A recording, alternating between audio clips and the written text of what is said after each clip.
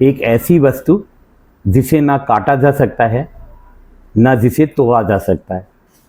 विज्ञान इसे विष कहता है, शास्त्र इसे मोक्ष का द्वार कहते हैं, और भगवान शिव के शास्त्र स्वयं भगवान शिव का स्वरूप कहते हैं।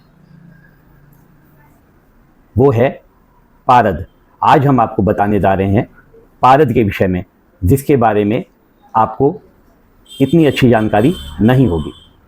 शिव पुराण में एक अत्यंत गूढ़ कथा आती है, जिसमें आपने सुना होगा तारकासुर के वध के बारे में। तारकासुर के वध भगवान शिव के पुत्र से होगा। इसके लिए भगवान शिव को उनके तप से उठाया गया और भगवान शिव के वीर्य से या उनके तेज से जो अंश पृथ्वी पर गिरा, उससे पारद उत्पन्न हुआ। और भगवान शिव के पुत्र की उत्पत्ति के लिए भगवान शिव का तप तोड़ा गया, और भगवान शिव के दिव्य वीर या भगवान शिव का दिव्य तेज जो पृथ्वी पर गिरा, पृथ्वी के गर्भ से पारा उत्पन्न हुआ। इस तरह हम देखते हैं कि पारा भी भगवान शिव से ही संबंधित है, जैसे रुद्राक्ष। इसीलिए पारे को कहते हैं शिव बीज, शिव का बीज, शिव का अंश या शिव का सार तत्व। एक पूरी दार्शनिक परंपरा है जो कहता है पारद में शिव तत्व इतना प्रबल है कि कोई साधक अगर पारद की सिद्धि कर लेता है तो वह मृत्यु पर भी विजय प्राप्त कर सकता है। अब एक बात जो बहुत कम लोग जानते हैं, पारद सीधे सीधे देखें तो एक तरह का विष है, तो इसे तो हाथ से भी नहीं छूना चाहिए। लेकिन इससे पारद शिवलिंग और पारद की गोली कैसे बनती है, ये भी एक गहरा विज्ञान है। पारद को शिव तत्व कहते हैं। इसकी गोली बनाने के लिए या पारद शिवलिंग बनाने के लिए पारद को 8 संस्कारों से गुजरना होता है। इसके बारे में रस रत्न समुच्चय में पारद के 8 संस्कारों के बारे में बताया गया है विस्तार से।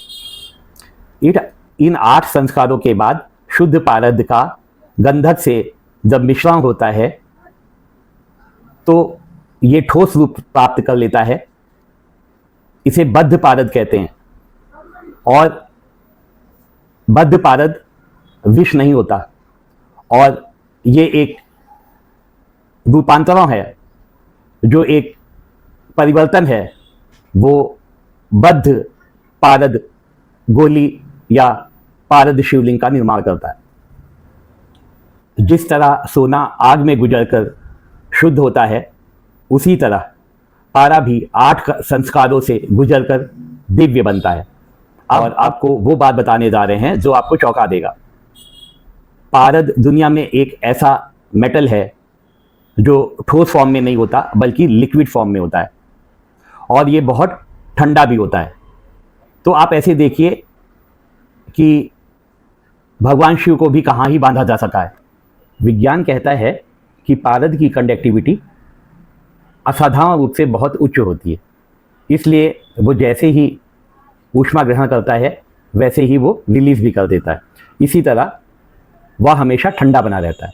अब आप महादेव को भी देखिए, वो महाकाल भी हैं और वो शीतल और शांत भी हैं।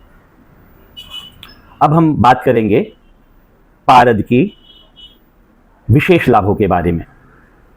जैसे ज्योतिषीय दृष्टि से अगर हम देखें तो ये मरकरी है, बुध ग्रह को रिप्रेजेंट करता है। ये बुध का साल तत्व भी है।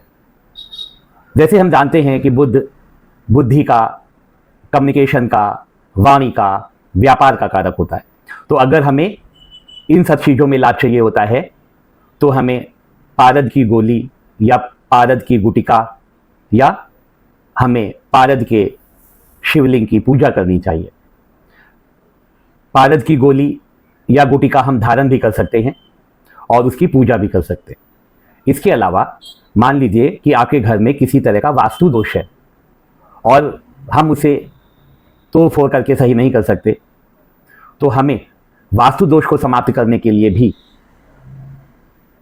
घर में पूजा स्थल पर पारद गोली या पारद शिवलिंग रखना चाहिए। इससे वास्तु से संबंधित जितनी भी नेगेटिविटी होती है वो समाप्त हो जाती है। अगर आप महसूस करें कि आपके मन में चंचलता है, मन शांत नहीं रहता, एकाग्र नहीं होता, तो इसके लिए आपको एक पारद की गोली या पारद की गुटिका गले में धारण करना चाहिए। इससे आपको शांति मिलेगी और एकाग्रता भी आएगी। इसके अलावा मान लीजिए कि आप पूजा पाठ करते हैं, मंत्र जाप करते हैं, लेकिन मंत्र जाप करते समय या पूजा पाठ करते समय आपका मन स्थिर नहीं रहता, आपका मन नहीं लगता है, तो अगर आप अपनी आध्यात्मिक ऊर्जा को भी बढ़ाना चाहते हैं तो आपको पारद गोली को धारण करना चाहिए और पारद ज्योतिर्लिंग या पारद लिंग, पारद शिवलिंग की पूजा करनी चाहिए। इससे आपको बहुत सारे लाभ हो जाते हैं। जैसे कि मैंने पहले बताया, एकाग्रता आती है, वास्तु दोष खत्म होते हैं, धन धान्य की वृद्धि होती है, मानसिक स्वास्थ्य अच्छा रहता है और शारीरिक स्वास्थ्य भी अच्छा रहता है। इस तरह हम देखते हैं कि जो पारद है वो शिव का ही अंश है और भगवान शिव भोलेनाथ हैं, सब कुछ देने वाले हैं, इसलिए इस पारद का विशेष महत्व है। अगर आप पारद शिवलिंग की पूजा करेंगे या पारद गोली या गुटिका को धारण करेंगे तो आपको जिस प्रकार रुद्राक्ष से बहुत सारे लाभ होते हैं, उसी तरह पारद से भी आपको विशेष लाभ होंगे। लेकिन एक सावधानी रखने की ज़रूरत है कि बाजार में आजकल पारद असली नहीं मिलता, मिलावटी मिलता है ना, तो इससे आपके अभीष्ट मनोरथ पूरे नहीं हो पाते।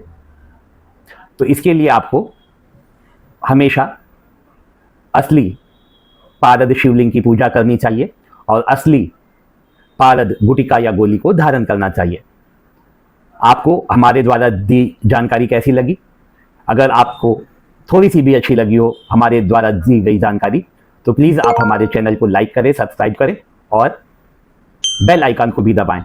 इस तरह की वीडियो हम बनाते रहते हैं। अगर आप इसे हमारे स्टोर से प्राप्त करना चाहते हैं तो दिए गए नंबर पर व्हाट्सएप कर सकते हैं। धन्यवाद।